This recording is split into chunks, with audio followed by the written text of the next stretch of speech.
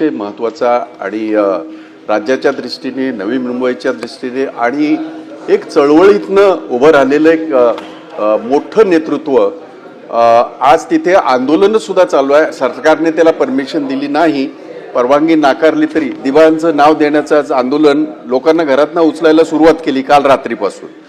म्हणजे ज्यांनी आयुष्य वेचलं त्या मातीसाठी, त्या ह्याच्यासाठी, त्यांची अवस्था आज अशी आहे। दादा, राजकारणासाठी त्यांचं नाव हवं होतं आणि आता मात्र राजकारण झालं, आता त्यांचं नाव नको अशा पद्धतीचं। म्हणजे आम्ही समजू शकतो काही सरकारला काही अपरिहार्यता असते, अशी कसली अपरिहार्यता आली।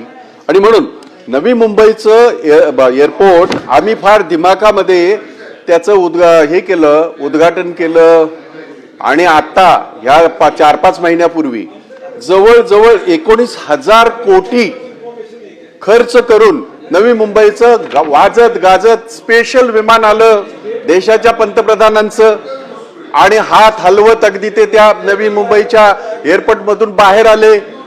आज काय परिस्थिती आहे त्याची?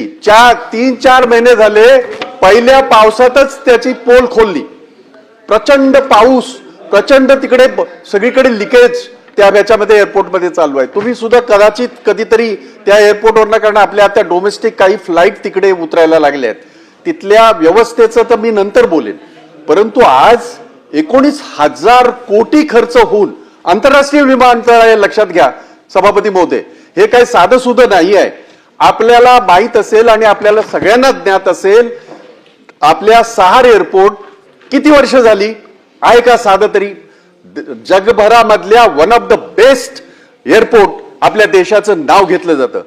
नवी मुंबईचं एअरपोर्ट आंतरराष्ट्रीय त्याच्या पुढचं असलं पाहिजे, 2 पावलं पुढची 2 पावलं तर सोडूनच द्या। तिथे आज परिस्थिती अशी आहे की बदा बदा बदा सगळं पाऊस पडतंय, पाणी पडतंय, त्याचं 19,000 कोटी खर्च करून ही परिस्थिती आहे। आणि ह्या विमानतळाला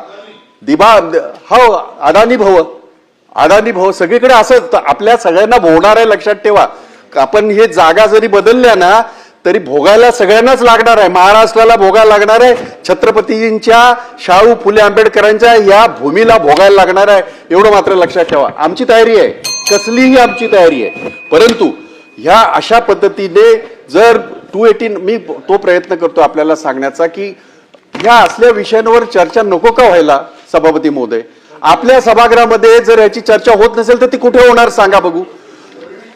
हा थेट सरकारचा संबंध आहे। 19,000 कोटी आमचे पाण्यामध्ये गेलेले आहेत।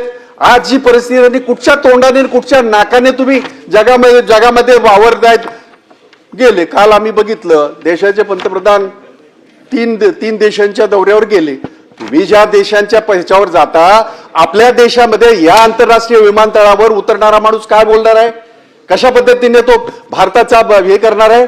आणि म्हणून या बाबतीमध्ये 2 गोष्टी आहेत त्याच्यामध्ये। एक, 19,000 कोटी खर्च करून तयार केलेल्या ह्या विमानतळाची आज जी अवस्था आहे त्याची पूर्णतः त्याची चौकशी झाली पाहिजे। कोण कंत्राटदार, कशा पद्धतीचा? हाही 54% वाला दिसतोय, 56% वाला, ते सगळे 56च आहे। 56 लाख हे 56, हे सगळे 56। आता हे 56% खाणारे आज हे सगळं बाहेर निघतंय, त्यांचं सगळं पितळ उघड पडलेलं आहे। नवी मुंबईच्या एअरपोर्टमध्ये जी आज अवस्था आहे इतकी भयानक आहे, पावसाळा आहे आणि आपल्या राज्यातल्या डोमेस्टिक एअरपोर्ट तिथे काही विमानं उतरतात, येण्या जाण्याची तर सोयीचं विचारूच नका। पण तरी सुद्धा माझं 2 मिनिटं घेतो सभापती महोदय, निदान असल्या विषयामध्ये तरी संवेदना सगळ्यांनी दाखवायला हव्यात असे माझं स्वतःचं मत आहे। सगळ्यांचंच असं आहे, इथे बसलेल्या अनेकांच्या मनातलं बोलतोय मी, फक्त त्यांना बोलता येत नाही एवढाच फरक आहे। परंतु 2 गोष्टी याच्यामध्ये, एक तर 19,000 कोटी खर्च करून ज्या पद्धतीची आज अवस्था आहे त्याची काय चौकशी वगैरे होणार आहे की नाही? त्या बाबतीमध्ये आम्हाला काही उत्तर मिळणार आहेत की नाही? कुणाच्या घशामध्ये ते 56% गेले आणि देशाचे सगळे पैसे हे खर्च करून कुणाचा उदो आम्ही करणार आहे? आणि सगळ्यात महत्वाचं, आज त्या एअरपोर्टचं नाव देण्यासाठी, दिवाणचं नाव देण्यासाठी त्या तिथल्या सगळ्या नुसतं रायगड नव्हे, अख्खा महाराष्ट्र भावनिक आहे हा विषय आमचा, तुमचा नाही आमचा। काल रात्री नोटीसी दिल्या गेल्या, त्यांनी परमिशन मागितली तिथे आंदोलन करण्याची आणि अनेक वेळा आंदोलनं झालेत ना या बाबतीमध्ये नामांतरासाठी.